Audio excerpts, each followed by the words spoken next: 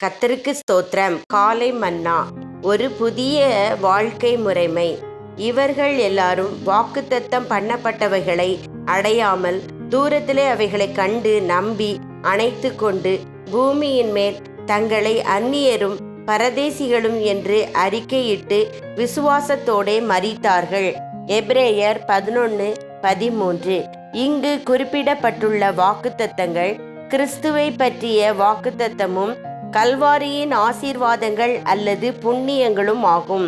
பழைய ஏற்பாட்டு பரிசுத்தவான்களால் இவற்றை விசுவாசித்தால் தூரத்திலேதான் பார்க்க முடிந்தது. ஆனால் அவ்வாக்குத்தத்தங்கள் அவர்கள் மேல் எவ்வளவு அதிகமான ஆதிக்கம் செலுத்தக்கூடியவையாயிருந்தன. அவர்கள் யாவரும் தாங்கள் இப்பூமியில் அந்நியரும் பரதேசிகளும் என அறிக்கையிட்டு கொண்டு விசுவாசத்தில் மரித்தார்கள். அப்படியானால் வாக்குத்தத்தத்தை பெற்று கொண்டவர்களாகிய நாம் இப்பூமியில் அந்நியரும் பரதேசிகளுமாக ஜீவிக்க எவ்வளவு அதிக ஜாக்கிரதை உள்ளவர்களாய் இருக்க வேண்டும். ஆபிரகாம் மிக பெரியதொரு ஐஸ்வர்யவானாயிருந்த போதிலும் அவன் கூடாரங்களிலே குடியிருந்து அந்த கூடார வாழ்க்கையை தனது பிள்ளைகளுக்கும் பேரு பிள்ளைகளுக்கும் கற்றுக் கொடுத்தான். ஏன்?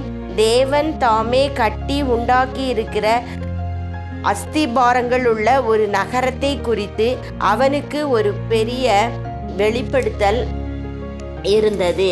எபிரேயர் 11:10. அந்த நகரம் வச்சிரக்கல்லாலான புதிய எருசலேம் ஆகும் என்பது வெளிப்படை. ஆபிரகாம் நித்தியத்தில் புதிய எருசலேம் ஆகிய நகரத்தில் வாசம் பண்ண அழைக்கப்பட்டவன் அல்ல.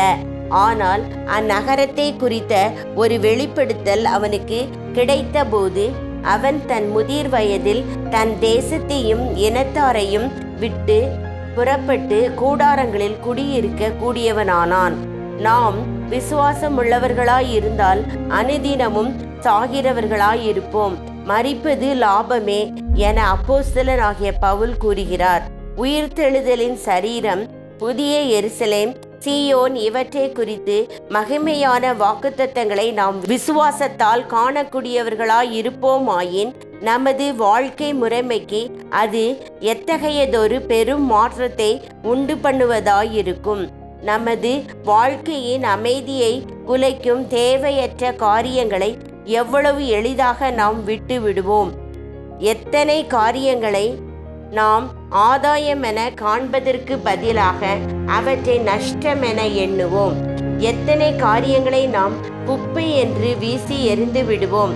அருமையானது, விலையேற பெற்றது என நாம் இப்போதும் கருதும் சிலவற்றை எவ்வளவு வித்தியாசமாக மதிப்பிடுவோம்.